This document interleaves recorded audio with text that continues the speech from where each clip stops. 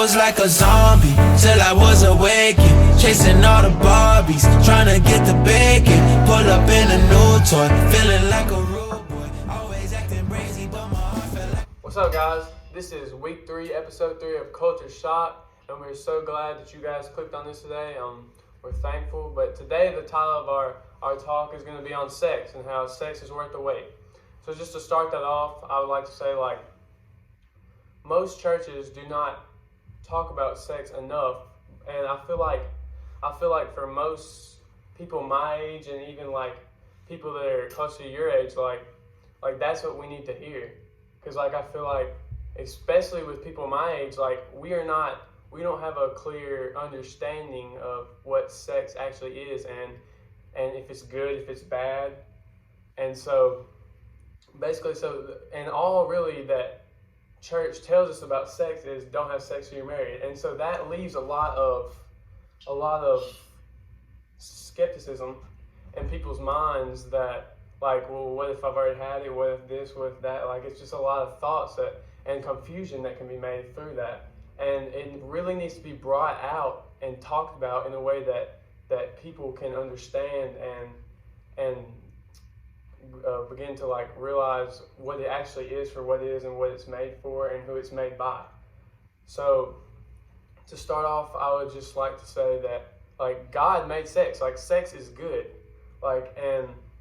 Because some people have the perspective that sex is a bad thing or sex is something made by the world, and the devil wants to put his label on sex, but God made sex. That sex is from God. Sex is good. And the reason that we're even having this conversation is because it doesn't need to be awkward.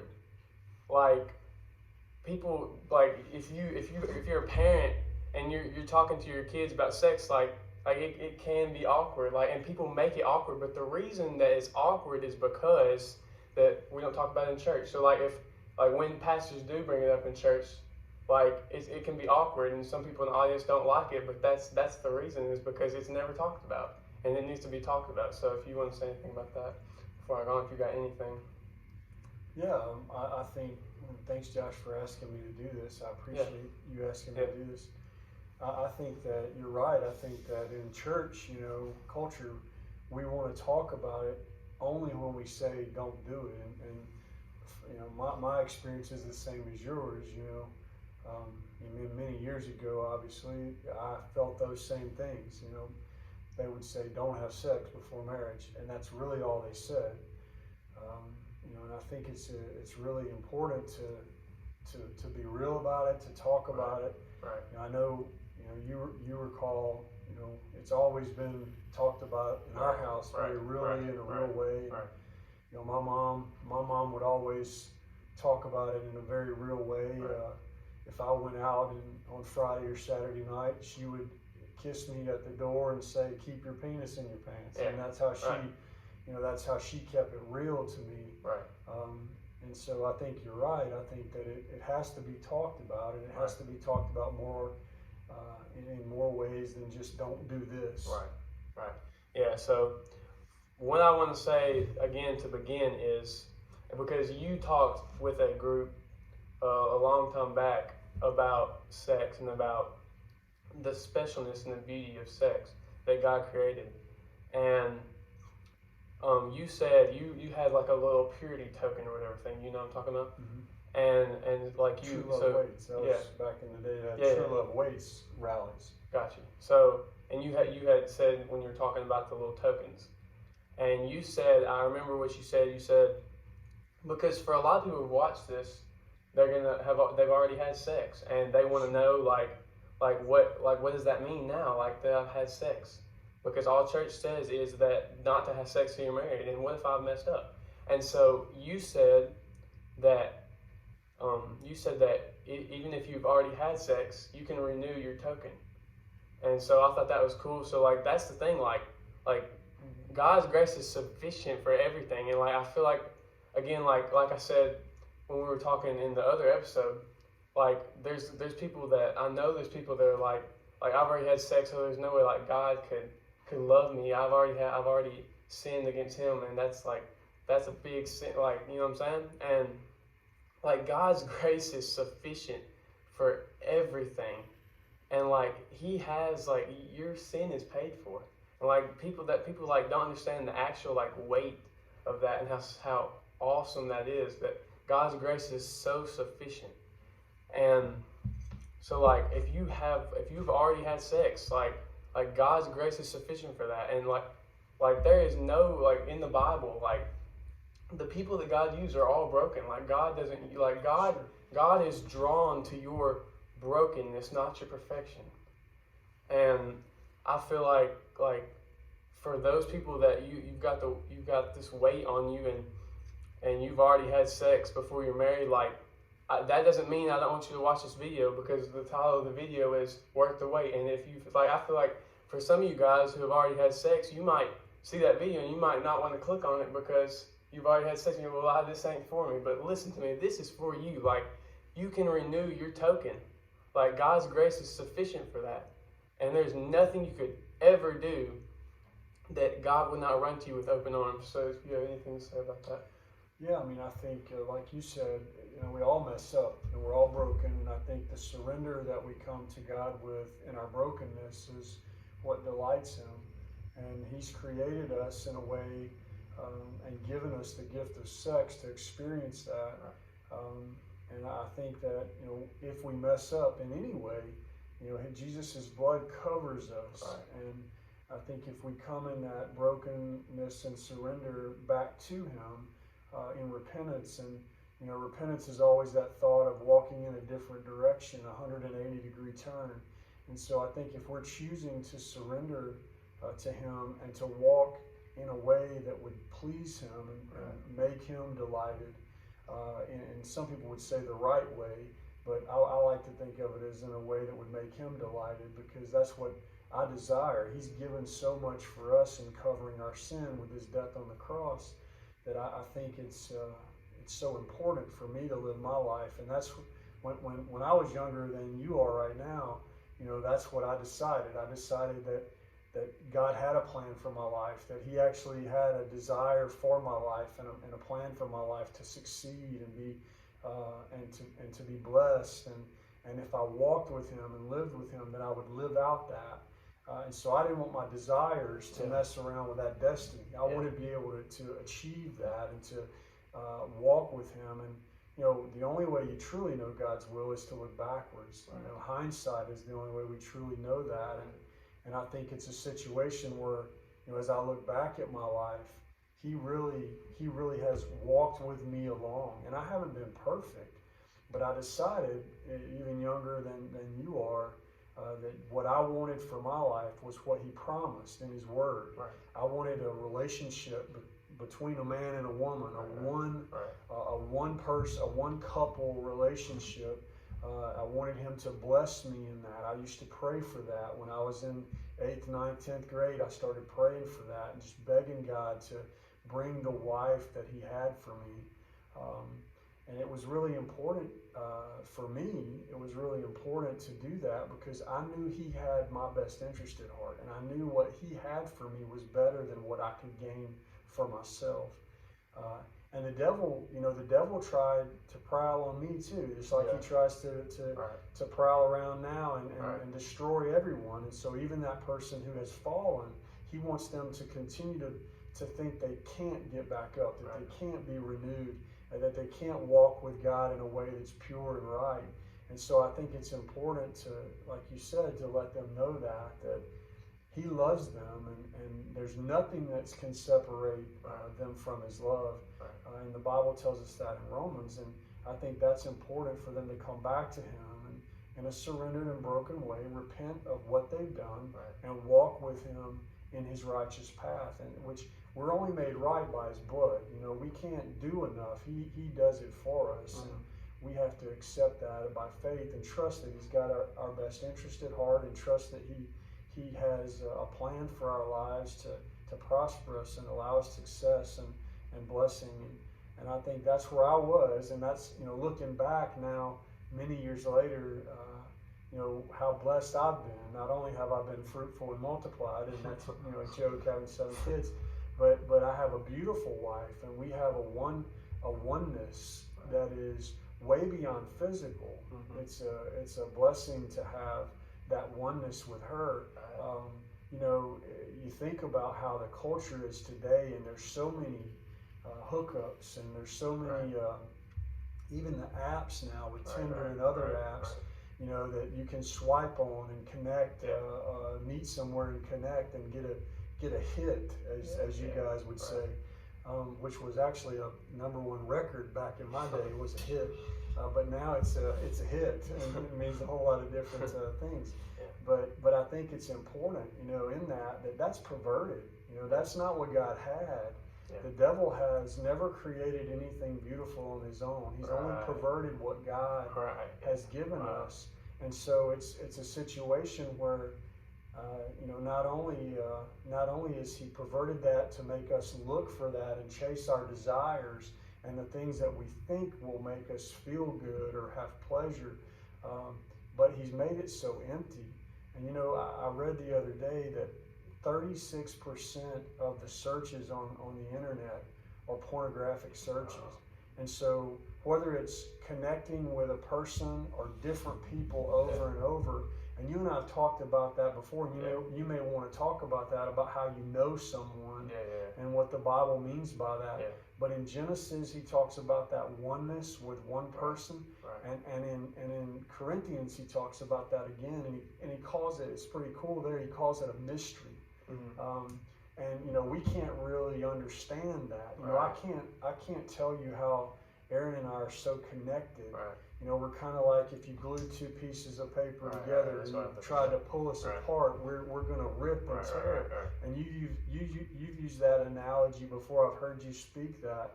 And you know, the other one I like is scrambled eggs. You know, if you take these two eggs that are in a yolk sac, and their purpose is to be reproductive and fruitful and multiply, and then you put them in a pan and mix them up. How can you take those two eggs back out and be, this is that egg and this is that egg? So it's really interesting in that fact that what he created and what he desired, you know, you just think about Adam as he was there in the garden naming the animals, and God gave him this beautiful woman, a flesh of his flesh that he could become one with.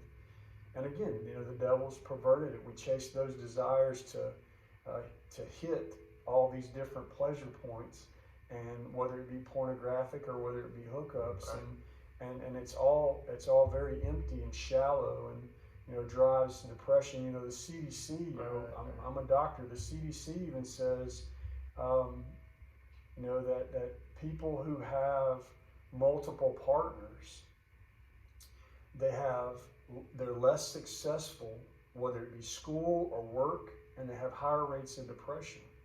And that's not a Christian organization saying that. That's the Centers of Disease Control. And so often we think about the pleasure and trying to keep away from maybe making a baby or maybe having an STI. But it's so much larger than that. The mystery of connecting souls is so much bigger than that.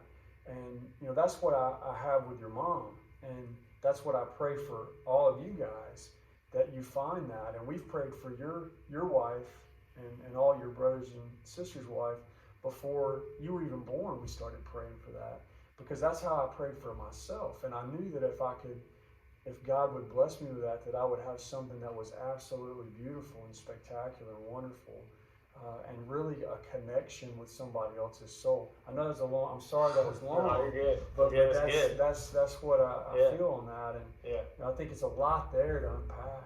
It's good. So next place I'm going to go is sex is a covenant. Like, God created sex as a covenant. So like you said a second ago with the paper, like you put the two pieces of paper together with the glue on them, and you stick them together, and you try to rip them apart. And when you rip them apart, you rip apart, and there's pieces of each of them on each other. And like, that's what you're doing when you have sex. When you put the two pieces of paper together and you try to rip it apart, you're leaving pieces of the other person. So you had that one night stand, and then you're gone, but then you still have these thoughts in your mind and your soul. You feel in your soul for that person that you barely even know. And like, that is the specialness of what sex is. And so that goes into my next point of sex creates soul ties. Sex creates soul ties between the one individual and the other individual. And sex makes one. It is a unity of one. And so that's why sex is so special. Like, God did not create sex so that we could be like animals and just go around having sex with whatever we wanted. Like, sex is special, and sex creates one from two into one. And so, what are you going to say? Yeah, no, I would just agree with you. And, you talk about that covenant and the way they would, and your mother and I had these vows in our wedding about, being separated only by death and other, pretty solemn and graphic words that we use in our vows. And back the picture that they used then was a picture of a covenant, and they would take a bull or a calf or some pretty large animal, and they would cut it in half and separate the bodies, and then they would walk between them. And so they were committing to each other that if they ever were to break apart or split up, that may the same thing be done to them.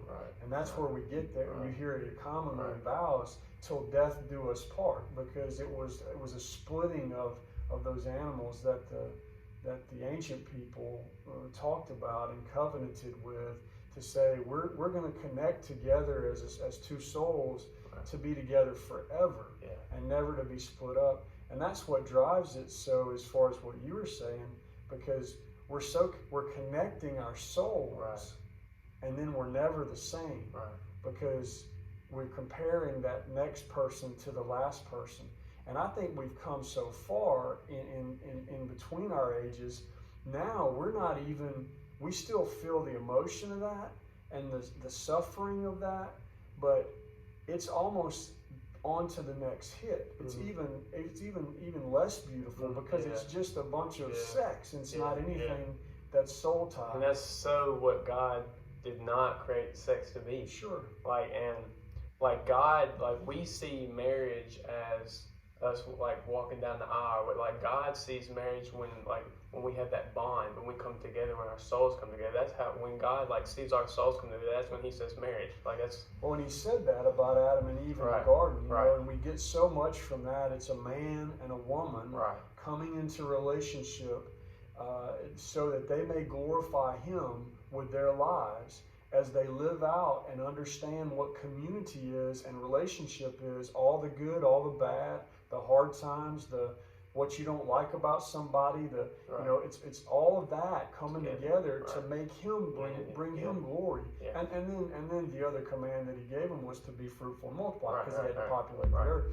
But I think it's important, because it's so much more than that. And He used the word yadad. It means to know. And so that's what I used to think when I was your age and kind of deciding how I was going to believe and think about this. That's what I would see as my friends, and I would understand their emotional connection to each other after they had sex. And it really made sense to me as I read that they were knowing each other in a God way. They were knowing each other in a biblical way, in a way that God designed us to only know really one person. So if you guys want to write this down, I would love for you to write it down. But God, sex contained is special. Sex contained is good. God puts sex in the container for marriage for a reason, because if it's not contained the way God made it for, then it can hurt a lot of people in your soul. It can hurt the other person's soul. It causes pain. And that's why God, put it contained for that reason. God's not just, God didn't want you to have sex until you're married just because you may say, somebody may say, well, He just doesn't want me to have fun or whatever. No, it's going to hurt you. It's going to hurt your soul. And that's the whole, for instance, fire. When you've got fire and you've got bricks around your fire or whatever, and you've got it contained, fire is good because it's warming you. But if you don't have those bricks or whatever containing your fire, then it burns everything up. And the other one that I'll say is water. For water, if you have water in a dam and it's contained and it's being used to help things, like, and it's contained and it's good. But then again, if you have water that is just there, like for instance, a hurricane or a flood that has no contained walls, then it destroys things. Sure. So anything you want to say about that? Well, yeah, I've heard you say that before when you've talked, and I think that like you said, we get electricity from dammed water. I mean, there's a lot of useful things we can cook on fire that's contained, and it reminds me of, and when we're talking about the hooking up or the hits or the swiping, or it reminds me of that proverb. If you put coals in your lap of fire, you're going to burn yourself. Yeah. And it always interested me that he used the lap version. He could have said if you put them on your head or if you put them on your leg, but he knew what we'd be thinking, and he said, well, if you put them right in the nether regions, as James says, you're going to get burned, and what we're talking about. Yeah. But that's interesting. Yeah, and then you said earlier that, like, we, especially now, like, for people in this world, sex is just a physical thing, and that is not true. That's right. Like, sex is a soulful thing. Sex is something that joins two people together, and that's what we want you guys to see. Like, this is not just like a physical activity. Mm-hmm. Like, this is something that unites your soul with that other person. So that's why God didn't want us just go around having sex with everybody. Like, this thing that God created was meant for one person and one man and one female to come together as one, and like that's all they know is each other. That's right. And that they are knowing each other in a God way. And outside of that, it develops all sort of emotional issues, like you said. Right. It develops a desire and a sinful issue. So one's not enough. Now I've got to find another, and then you're looking for that hit that'll give you the desire even more. Right. And then especially if you add pornography in there with it, which so many of your generation, they're not even having relationships. Yeah. They're having relationships with screens and other things. Yeah, for sure. And so I think it's a situation, you want to talk about getting real with it. I mean, Right. talking about it like it really is. Right. Pornography is something that devastates not only the person, but then if they do get married, the marriage. Yeah. And then you think about the industry that they would never say they would support sex trafficking or that they would support sex slaves. Right. If you said to one of your buddies Right. who's using Tinder and swiping and Right. connecting, they would say, "Oh, I don't support that." Right. But if they're supporting porn, right, they are. the industry, they're supporting that. Right. And it's a lot, and the statistics may have even changed. The last time I looked, among people, it was a little over 50% look at porn. I think in your generation, it's even more. If you look at ministers, and this was probably, an older stat, but if you look at ministers, the stat is just over 50%. So kind of like divorce, it's no different than the common population, just because they're ministers. Yeah. And so I think it's something, as you said, it's really important that we need to start talking about it. We need to start growing in it and understanding it biblically, what the definition of that God had in mind was of it, and how much of a gift it is to connect two people's souls. Yeah, for sure. And then one last thing that I want us to talk about for a second. A guy told me one time, he said, treat your girlfriend like she's your sister, because like she's like, what is she until you're married? She's your sister in Christ, right? So, and then like that's awesome. Like if you really think about that, like treat your girlfriend like you would want a guy to treat your sister. Like that's, if you really, like that's crazy. Like if you think about it, like it's awesome. It is awesome. You think about, you only have one sister, Right. and how precious she is, Right, and beautiful right. she is, and I'm hoping we'll all have guns on the porch the first time the guy comes, right? And so kind of scary him, but I think that's important, and that's one of those, kind of like the thought that Jesus is always with you, act like Jesus is always with you, and it's kind of that same thought. Yeah. And I think that's a great thought that your friend had. Yeah, for sure. Yeah. You got anything else you want to say? I think you ought to tell them about some books that help you as you've grown in this. What are some books that have helped you? Yeah, so first of all, if you don't know who Mike Todd is, go look him up.